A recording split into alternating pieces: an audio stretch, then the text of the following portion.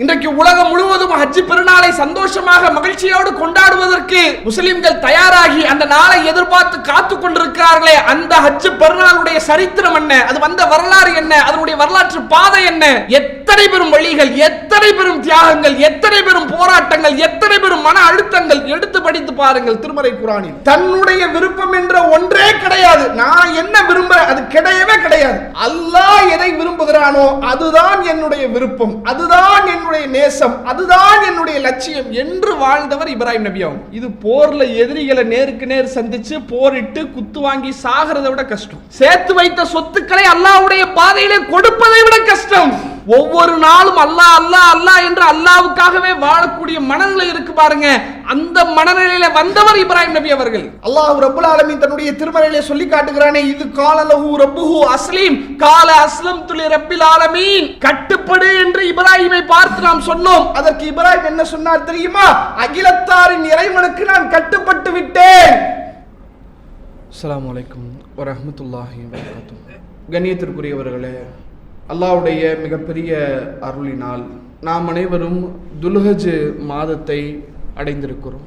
இந்த துல்ஹஜ் மாதத்தை பொறுத்தவரையிலும் இதற்கு ஏராளமான சிறப்புகளையும்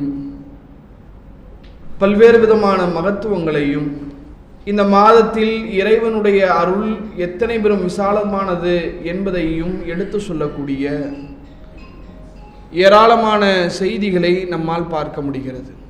வெறுமனே இந்த மாதத்தினுடைய சிறப்புகளை மாத்திரம் நாம் தெரிந்து கொள்ளாமல், நாம் அடைந்திருக்கக்கூடிய இந்த துல்ஹஜ் மாதத்தில் வரலாற்றிலே நாம் நினைத்து கூட பார்த்திராத மிக பிரம்மாண்டமான ஒரு சரித்திரம் எழுதப்பட்டிருக்கிறது. மனிதர்களுடைய வாழ்வில் எதையெல்லாம் பெரிய தியாகம் என்று நினைக்கிறார்களோ அதையெல்லாம் ஒரு கணம் உரசி பார்க்கக்கூடிய ஒரு உரைக்கல் இந்த துல்ஹஜ் மாதத்தில் தான் உருவாக்கப்பட்டிருக்கிறது.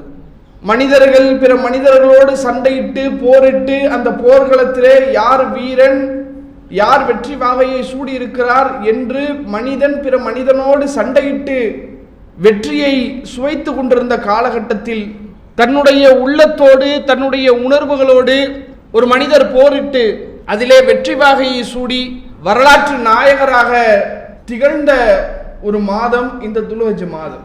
இவ்வளவு ஏன், இன்றைக்கு உலகத்திலே கோடான கோடிக்கணக்கான முஸ்லிம்கள் பெருநாளுடைய தினமாக, கொண்டாட்டத்தினுடைய தினமாக, மகிழ்ச்சியினுடைய தினமாக இந்த துல்ஹஜ் மாதத்தினுடைய 10ஆம் நாளை அனுசரித்து கொண்டிருக்கிறார்களே, இந்த நாளில் இந்த கொண்டாட்டத்தினுடைய வரலாற்று பின்னணியை நாம் எடுத்து பார்த்தால் அத்தனை பெரும் சோகங்களும் அத்தனை பெரும் வழிகளும் அத்தனை பெரும் தியாகங்களும் நிறைந்திருக்கக்கூடிய, முஸ்லிம்கள் படிப்பினை பெற வேண்டிய பல்வேறு விதமான செய்திகளை இந்த உலகத்திற்கு எடுத்து சொல்லக்கூடிய விஷயங்களை உள்ளடக்கிய மாதம் இந்த துல்ஹஜ் மாதம்.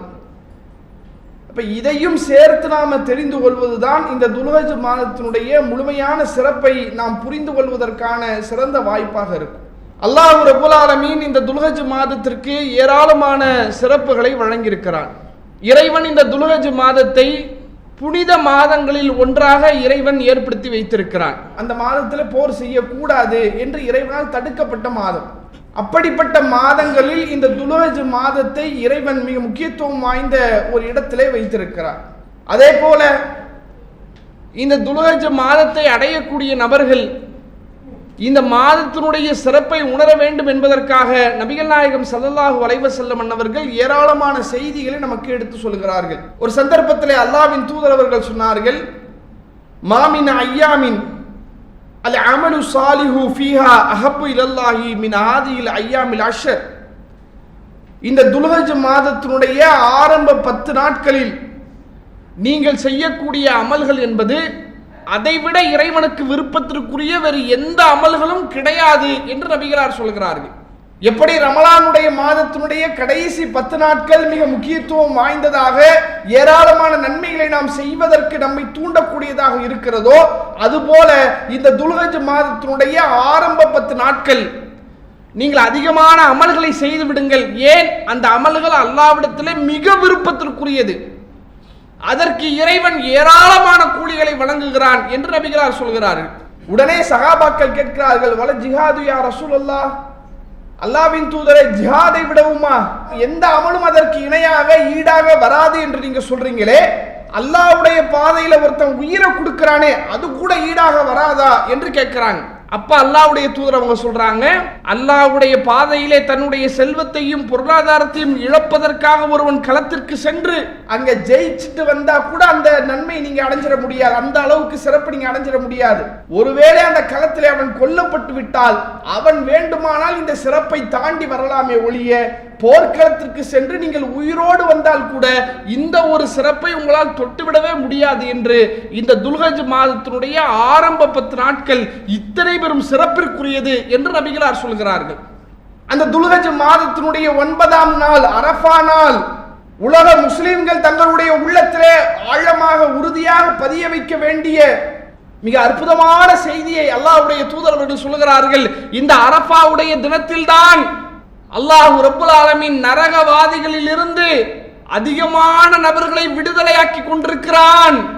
இந்த அரஃபாவுடைய தினம் என்பது அத்தனை பெரும் முக்கியத்துவம் வாய்ந்த ஒரு தினம்.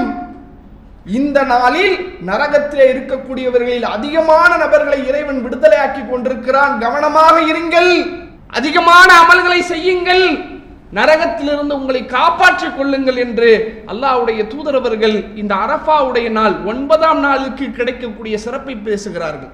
மேலும் சொல்கிறார்கள், யார் அந்த அரஃபாவுடைய தினத்திலே ஒரு நோன்பு வைக்கிறாரோ, ஹஜ்ஜுக்கு செல்லக்கூடிய ஹாஜிகளுக்கு நோன்பு இல்லை, ஆனால் அந்த அரஃபாவுடைய தினத்தை நாம் அடையக்கூடிய காலகட்டத்தில் அந்த 9ஆம் நாளில் நாம் நோன்பு நோற்போமையானால் அதனுடைய பாக்கியத்தை பற்றி நபிகளார் சொல்கிறார்கள், யுகஃபிரு சனத மாலியா வல் பாக்கியா.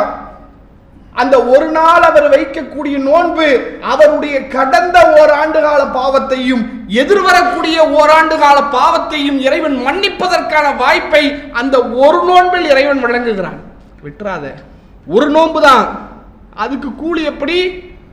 கடந்த ஓராண்டு கால பாவம், எதிர்வரக்கூடிய ஓராண்டு கால பாவம், ரெண்டையும் சேர்த்து 2 ஆண்டுகளுடைய பாவங்களையும் இந்த ஒரே நாளில் நான் மன்னிக்கிறேன். இறைவனுடைய தயாள குணத்தை, இறைவனுடைய பேரன்பை, இறைவனுடைய பெரும் கருணையை அல்லாஹ் ரப்புல் ஆலமீன் அந்த ஒரு நோன்பு வைக்கக்கூடிய அடியார்கள் மீது வழங்குவதாக நபிகள் நாயகம் ஸல்லல்லாஹு அலைஹி வஸல்லம் அவர்கள் சொல்லக்கூடிய செய்தியை நாம் பார்க்கிறோம்.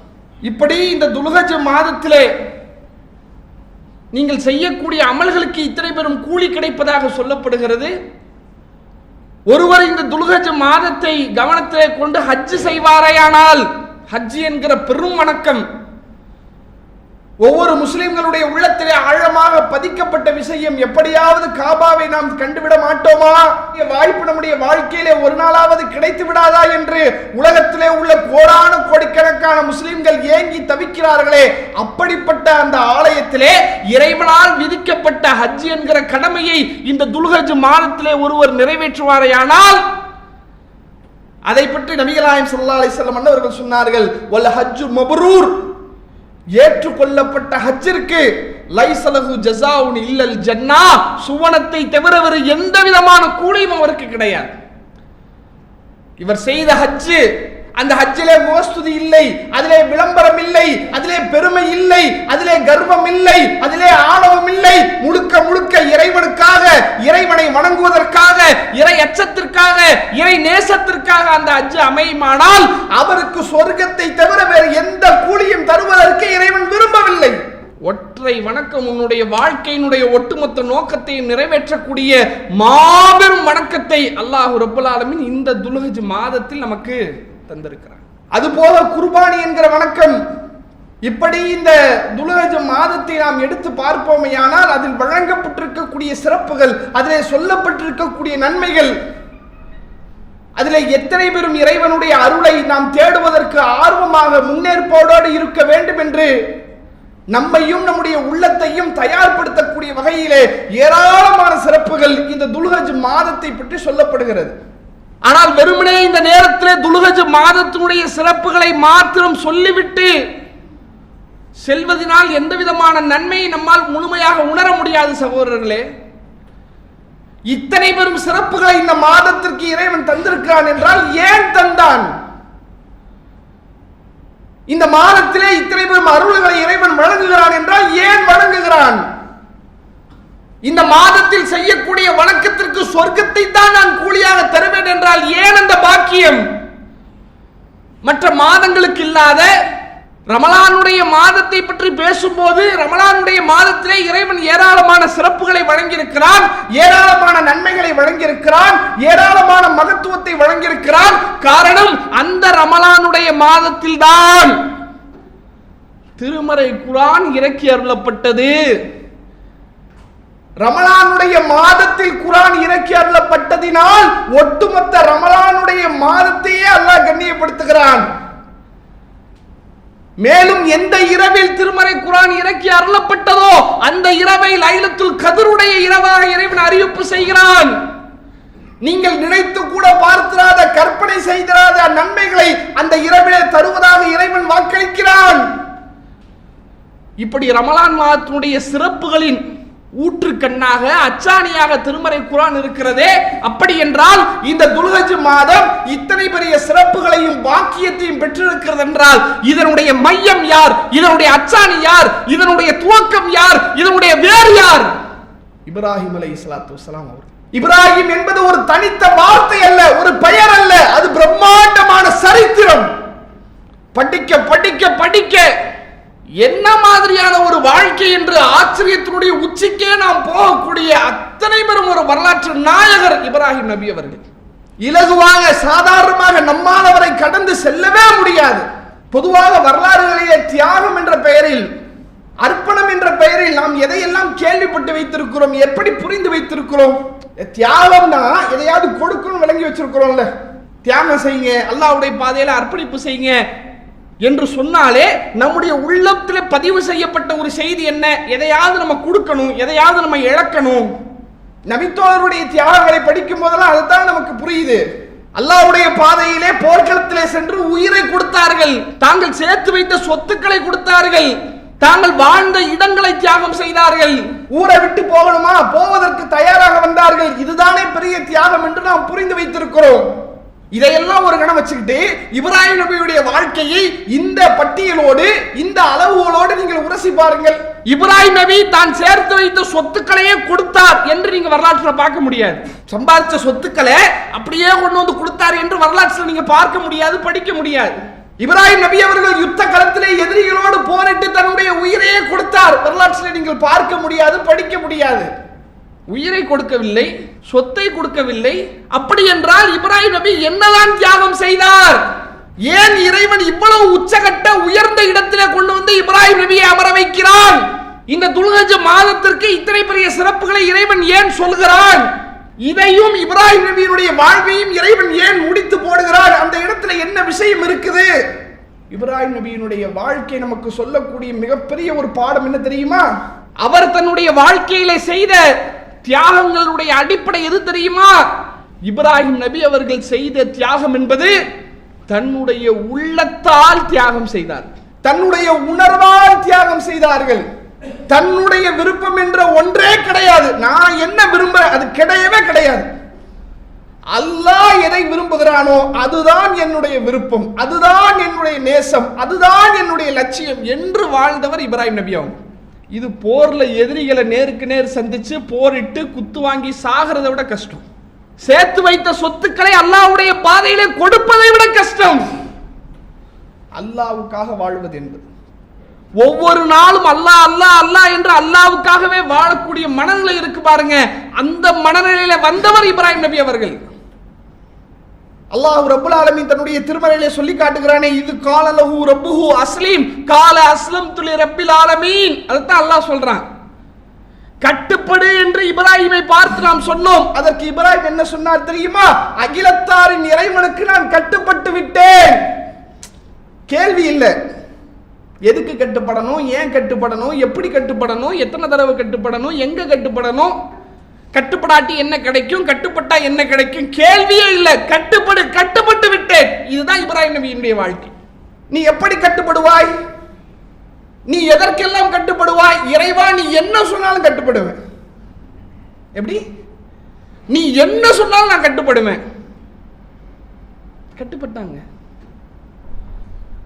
தன்னையே கொடுக்க வேண்டிய ஒரு சூழல், தன்னையே இழக்க வேண்டிய ஒரு சூழல். ஒரு வாலிப வயதிலே இருக்கக்கூடிய காலகட்டத்தில் அல்லாஹ்விற்காக தன்னையே கொடுப்பதற்கு, தன்னையே இழப்பதற்கு முற்பட்டார்கள் இப்ராஹிம் நபி அவர்கள். நெருப்பு குண்டத்திலே தூக்கி வீசி எறியப்படக்கூடிய கடைசி நொடியிலும் சொன்னார்கள், ஹஸ்பி அல்லாஹு வ நிஅமல் வக்கீல், எனக்கு பொறுப்பேற்க என்னுடைய இறைவன் போதுமானவன் என்றார்கள். அதுதான் கட்டுப்படுத்தல். நபிகள் நாயகம் ஸல்லல்லாஹு அலைஹி வஸல்லம் அன்னவரிடத்திலே ஒரு நபித்தோழர் கேட்கிறார், அல்லாஹ்வுடைய தூதரே, ஐயுன் நாசி அஃலல், மனிதர்களிலே யார் மிகச் சிறந்தவர், மனிதர்களில் மிக சிறப்பிற்குரியவர் யார் அல்லாஹ்வின் தூதரே என்று கேட்கும் போது நபிகள் நாயகம் ஸல்லல்லாஹு அலைஹி வஸல்லம் அவர்கள் சொன்னார்கள், முஃமினுன் யுஜாஹிது பினஃப்ஸிஹி வ மாலிஹி ஃபீ சபீலில்லாஹ், யார் அல்லாஹ்வுடைய பாதையில் தன்னுடைய உள்ளத்தோடு தன்னுடைய செல்வத்தோடு போராடுகிறானோ அவன்தான் உண்மையான மூமின், அவன்தான் சிறந்தவன் என்றார்கள். உன் மனசுக்கும் உனக்கும் ஒரு சண்டை நடக்கும்ல, கொடு கொடுக்காத, இவ்வளவு கொடு இவ்வளவு கொடுக்காத, இப்படி போராடுறாங்க. ஒரே கடன் பொருளாதாரத்தினுடைய நெருக்கடியில் இருக்கிறான். மனசு என்ன சொல்லும், வட்டிக்கு வாங்கிரு, வேற வழி இல்லை, உனக்கு யாரும் கடன் கொடுக்க மாட்டேங்கிறா, நீ யார்கிட்ட கேட்டாலும் இல்லைன்னு பதில் வருது, நீ என்ன செய்ய போற, உன் வாழ்க்கை என்ன ஆக போகுது, அவ்வளவுதான் முடிஞ்சு போச்சு, கடன்காரன் நெருக்கிறான், வட்டியில போய் விழுந்துரு, வட்டியை வாங்கிரு, அதை கொடுத்து கடனை எல்லாம் அடைச்சிரு, அப்புறம் பொறுமையா வட்டியை கட்டிரு என்று மனசு சொல்லும் போது இவன் மனசோட போராடுறான்ல, வாங்கலாமா வேணாமா, கொடுக்கலாமா, அது ஹராமாச்சே, அல்லாஹ் தடுத்ததாச்சே, என்ன செய்யறது என்று மனசோட போராடி அந்த போராட்டத்தில் இவன் ஜெயிச்சுட்டான் வைங்க, இவன் உண்மையான மூமின். ஜெயிக்காம தோத்துட்டானா, நீ பாவத்தில் விழுந்துட்ட. இப்ராஹிம் நபி எப்படி இருந்தாங்க, இதபத்தலா ரப்புஹு பி கலிமாத்தின் ஃபஅத்தம்மஹுன்ன, பல கட்டளைகளை கொண்டு இப்ராஹிமை நாம் சோதித்தோம், அனைத்து கட்டளைகளுக்கும் கட்டுப்பட்டார். எல்லா கட்டளையும் இப்படிதான் மனசோட போராடுவாங்க. மனுஷனுக்கு விருப்பம் ஒன்று இருக்குல்லங்க, என் விருப்பம் ஒன்று இருக்குல்ல என் மனசுல, அதை உடைக்கிறாங்க. இப்ராஹிம் அப்படின்ற ஒன்னே இல்லை, அல்லாஹ் தான் எல்லாம் அப்படின்னு உடைக்கிறாங்க. இப்ராஹிம் நபி அப்படி வாழ்றாங்க. இன்றைக்கு உலகம் முழுவதும் ஹஜ் பெருநாளை சந்தோஷமாக மகிழ்ச்சியோடு கொண்டாடுவதற்கு முஸ்லிம்கள் தயாராகி அந்த நாளை எதிர்பார்த்து காத்து கொண்டிருக்கிறார்களே, அந்த ஹஜ் பெருநாளுடைய சரித்திரம் என்ன, அது வந்த வரலாறு என்ன, அதனுடைய வரலாற்று பாதை என்ன, எத்தனை பெரும் வழிகள், எத்தனை பெரும் தியாகங்கள், எத்தனை பெரும் போராட்டங்கள், எத்தனை பெரும் மன அழுத்தங்கள், எடுத்து படித்து பாருங்கள். திருமறை குர்ஆனில் அல்லாஹ் ரப்பல் ஆலமீன் தன்னுடைய திருமறையை சொல்லி காட்டுகிறான். ஃபலம்மா பலக மஅஹு ஸய்ய, அவரோடு உழைக்கக்கூடிய பருவத்தை அவருடைய மகனார் யாரு இஸ்மாயில் நபி அடைந்த போது, அப்போது இப்ராஹிம் நபி அவர்கள் தன்னுடைய மகனிடத்திலே பேசுகிறார்கள், யா புனைய இன்னி அராஃபில் மனாமி அன்னி அதுபவுக ஃபண்டூர் மாதா தரா, என்னுடைய நேசத்திற்குரிய மகனே, உன்னை அறுப்பது போல நான் ஒரு கனவு கண்டம்பா, நீ என்னப்பா சொல்ற என்று கேட்கிறாங்க. தள்ளாத வயதில் பல ஆண்டுகள் கழித்து பெற்றெடுத்த அந்த குழந்தையிடத்திலே ஒரு தந்தையால் இந்த வார்த்தைகளை சொல்ல முடியுமா என்று கேட்டால் சாத்தியமே இல்லை. 5 வருஷம் 10 வருஷம் இல்ல, தள்ளாத முதுமையில பெற்றெடுத்த குழந்தை எவ்வளவு அன்பு வச்சிருப்பாங்க, அந்த பிள்ளைய அறுக்க போறேன் என்று அந்த பிள்ளை கிட்ட சொல்ல முடியுமா? எவ்வளவு பெரிய மன வலி அவங்க அடைஞ்சிருப்பாங்க. சொல்றாங்க தம் மகனிடத்துல. அப்போது அவருடைய மகனார் சொல்கிறார்கள், யா அபத்தி இஃபல் மா துமர் சதஜிதுனி இன்ஷா அல்லாஹு மினஸ் சாபிரீன், என்னுடைய தந்தையே, அல்லாஹ் உங்களுக்கு கட்டளையிட்டதை நீங்கள் நிறைவேற்றுங்கள், அல்லாஹ் நாடினால் என்னை பொறுமையாளர்களில் ஒருவராய் நீ காண்பீர். பரவாயில்ல, அறுத்துருங்க வாப்பா, அல்லாஹ் சொல்லிட்டான்ல, என்ன அறுக்க சொல்லிட்டான், அறுத்துருங்க, பொறுமையா இருக்கிறேன், நான் இதை சகிச்சுக்கிறேன் என்று சொல்லுகிறார். அடுத்து அல்லாஹ் அப்படியே சொல்லிட்டு வரா, ஃபலம்மா அஸ்லமா ஒத்தல்லாஹுல் ஜபீன். அடுத்து என்ன நடந்தது தெரியும்? இது வெறுமனே பேசிட்டு போகலங்க. அத்தாவும் மகனும் இப்படி உருக்கமான ஒரு விஷயத்தை பேசிட்டு பேசின உடனே அல்லாஹ் என்ன நினைக்கிறான், சரி 2 பேருமே கட்டுப்பட்டுட்டாங்க, சரி இவங்களை விட்டுறலாம் என்று அல்லாஹ் விடல, எஜ்ஜு வரைக்கும் அல்லாஹ் கொண்டு போறான். என்ன நடக்குது?